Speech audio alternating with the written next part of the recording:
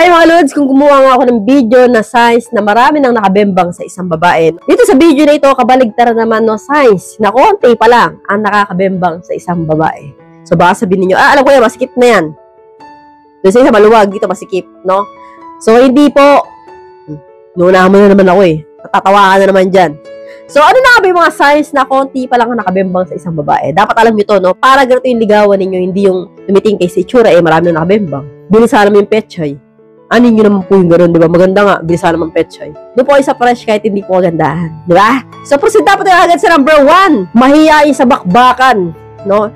Ang babae, Lods, na konti pa lang ang nakabembang, mahihain sa bakbakan yan. Ang ibig sabihin ko dito mga Lods, no, mahihain po yan magpakain ng may ilaw. Gusto yan laging madilim. Hindi nahihiya yan na dilamin wet pool. Mga ganyan, no, mahihain talaga, no. Malata mo sa babae, no, ay wag dyan. Wag dyan. May kiliti ako dyan. Wag dyan, relax ka lang. Kapag madalas, Lods, naririnig mo sa isang babae, no, wag dyan. And then talagang mahihain, gusto niya talagang prepared siya palagi, no? Talagang dapat nakaligo, dapat mabango. Ayaw niya nung sinasakmal mo siya nang wala siyang ligo, yung mga gano'n. Gusto niya talagang laging prepared, no? Kapag po ngayon sa babae, konti pa lang nakabembang yan, no? Kasi po mahihain pa eh. Nakabembang na pero konti pa lang, no? Iilan pa lang, hindi yung sobrang dami na katulad ko. Or tawanan kayo. Niwala naman kayo, napapatawa lang ako. Kayo naman, di kayo maasay sa biro ko eh.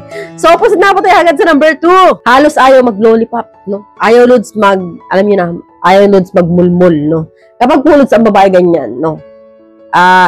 Konti pa lang nakabembang dyan. So, alam ko kayo mga lalaki, mahilig kayong magpamulmul, no? Diba?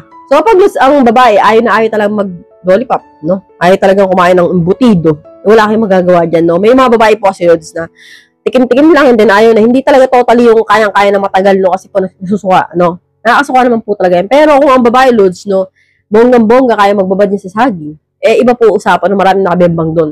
So, dito po, Lods, kapag po ang babae, tikim-tikim lang, no? So, yan po yung signs na konti pa nga lang. Kasi po, hindi pa siya sanay, eh. Kita-kita naman, di ba? So, proceed na po tayo agad sa number 3. Mabilis siya magkatas, no? Kapag po ang babae ay fresh pa, no? Mabilis magkatas yung petchay, no? Konting buratso mo lang, basa na agad. And then, kapag binuratsa mo, mabilis matapos. No?